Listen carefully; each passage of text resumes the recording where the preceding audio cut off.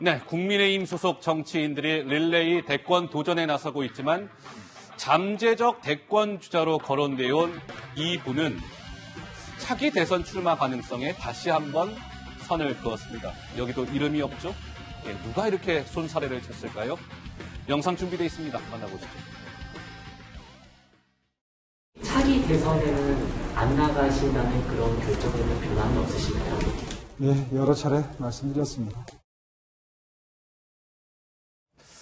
네, 오세훈 전 서울시장 얘기였습니다. 예, 대선보다 이 서울시장 다시 한번 더 하는 거 노리는 거 아니냐 이런 얘기인데요. 대선 출마를 나가지 않는 거에 결정에 변함이 없습니까? 여러 차례 말씀드렸다, 나가지 않겠다, 불출마 의지를 재확인했습니다. 어느 분이 우리 오세훈 시장 말씀을 주시겠어요? 이거 당연한 겁니까? 지금 서울시장 된 지 얼마 안 됐으니까 지금 대선 출마 아직은 좀 거리를 두면서 출마하지 않겠다라고 얘기하는 건 당연한 겁니까? 뭡니까? 진심입니까? 어떻게 봐야 되는 겁니까?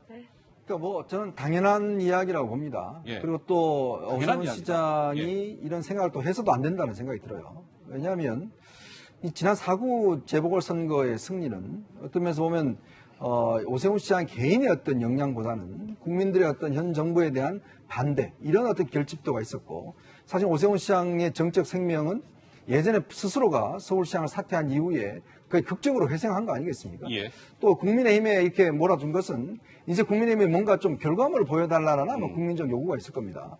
자, 그렇다면 지금 국민들이 이렇게 서울시장을 지금 10년 만에 이제 바꿨는데, 그렇다면 뭔가 국민들 앞에, 서울 시민 앞에 성과를 내보여야 되잖아요.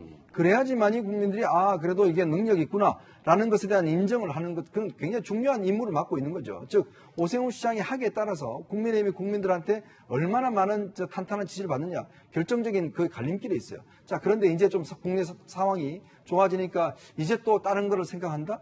국회의원들은, 이게 서울시장이나 이런 정치인들은요, 유혹을 받습니다. 본인이 주변에서 이게 대선 나가면 된다, 이렇게 하면 유혹을 받는데요. 저는 이럴 때 정신을 차려야 됩니다. 자칫하면 이 유혹에 넘어가면 본인의 정치 생명뿐만 아니라 국민의힘의 정책 생명도 상당한 타격을 받을 수가 있어요. 예. 그러니까 어떤 정도를 걸어야 되는 것이고, 국민들이 그만큼 맡겨준 거는 결과물을 내야만이 그에 대한 평가를 받을 수가 있는 거거든요. 저는 이런 유혹, 아예 저는 씨를 잘라야 된다는 씨를 잘라야 된다. 예. 지난 4월 재보궐 선거에서 함께했던 이준석 대표 그리고 오세훈 시장이 오늘 이렇게 머리를 맞댔습니다. 한 자리에 모였습니다. 다시 머리를 맞댄 두 사람의 모습이 영상으로 준비되어 있습니다. 만나보시죠. 신정치의 도움으로 하나하나 풀어가겠다 하는 각오를 가지고 있습니다. 밑에 여러분이 주신 숙제가 이렇게 책 한 권이 놓여 있습니다.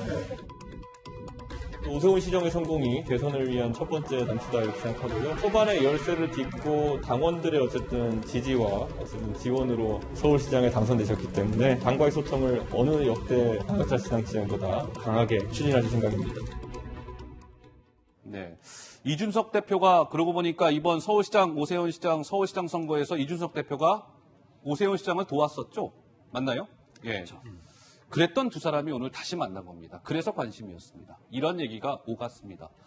우리 소국장은 어떻습니까? 이 두 사람, 굉장히 귓속말을 하는 사진이 딱 실려 있는데요. 어떻게 보셨습니까? 두 사람의 호흡이 지난 서울시장 선거 때 어쨌든 이준석 대표가 뉴미디어 본부장을 맡아서 특히 2030 세대를 직접 그 발언권을 줬지 않습니까? 마이크를 주면서 그 부분이 상당한 호응을 얻었고, 그런 바람을 타고 또 오세훈 서울시장이 탄생하는 배경이 됐고, 그렇기 때문에 두 사람은 아마 정치적으로 그 서울시장 선거 때만이 아니고 향후에 길게 봤을 때 보수의 판을 우리가 주도해야 된다, 아마 그런 생각을 할 것으로 생각이 됩니다. 그리고 오세훈 시장의 경우도 이미 2011년에 사퇴한 이후에 2016년 총선에서 떨어졌고 2020년 총선에서 떨어졌고 계속해서 정치적으로 어려운 시기를 보내면서 아마 나름 좀 많이 스스로 좀 변화된 그런 모습을 최근에 보이고 있지 않은가 하는 생각이 들고요. 서울시정에 있어서 현실적인 이 서울시 의회를 민주당 쪽이 장악하고 있다는 그런 것도 있지만 오세훈 시장 스스로도 정치적으로 좀 성숙된 그런 모습을 보이고 있기 때문에 이준석 대표와 오세훈 시장의 저 호흡은 내년 대선을 넘어서까지도 계속해서 이어질 가능성이 좀 있지 않나 싶고, 이준석 대표가 오세훈 시장이 중요하다고 자꾸 얘기하는 것은 이준석 대표가 최근에 강조하고 있는 실력주의, 능력주의라도 그거와 또 통합니다. 그러니까 서울시정이 오세훈 시장이 맡아서 하면서 뭔가 달라졌다라는 그러한 평가를 시민들로부터 직접적으로 받을 때, 네. 역시 국민의힘이 맡아야 잘하는구나. 이런 성과로 이어지고 그것이 장기적으로 오세훈 시장이든 이준석 대표든 네. 이 전체적으로 좀 좋다라고 생각하기 때문에 두 사람이 계속해서 그런 협력 관계를 가져가고 있는 것이죠. 예. 예, 제가 홍준표 의원이 요즘 바쁘다고 했잖아요. 홍준표 의원 얘기가 잠깐 또 등장합니다. 이번 이 아이템을 정리하는 차원에서 홍준표 의원은 오세훈 시장이 지금은 저렇게 순살해치지만 당에서 요청을 하면 결심할 수도 있다. 대권에 출마할 수도 있다라고 얘기했습니다. 과연 이도하 의원께서 짧게 정리 차원에서요. 정말 그럴 가능성 얼마나 됩니까? 있습니까? 네, 그렇다면 당의 지금 유력 주자들 그리고 당 밖에 있는 유력 주자들이 다 이제 이게 힘이 남아 있지 않을 때 가능한 상황이죠. 그래서 이런 상황은 안 벌어져야 될 것 같고요. 오세훈 시장은 뭐 여러분들이 말씀해 주시는 것처럼 서울시정을 열심히 하면서 그 대선의 플랫폼으로 그 이제 전초 기지로 뭐 국민의힘 입장이지만 그거 또 일정 부분 있겠지만 그거보다는 더 크게 서울 시민들한테 뽑힌 서울시장으로서 이제 성실히 직무를 수행하면서 예. 좋은 서울시장으로 일단 남고 또 앞으로 뭐 길게 봐서 인생에서 오세훈 시장이 다른 기회가 또 있을 수도 있겠지만 네. 이번 대선에서는 그런 상황이 벌어지는 거는 뭐 국민의힘에서는 그렇게 바람직한 상황은 아니겠죠. 예, 알겠습니다. 오세훈 서울시장 얘기까지 해봤습니다. 자, 오늘도 소중한 댓글이 도착했습니다. 함께 한번 보시죠.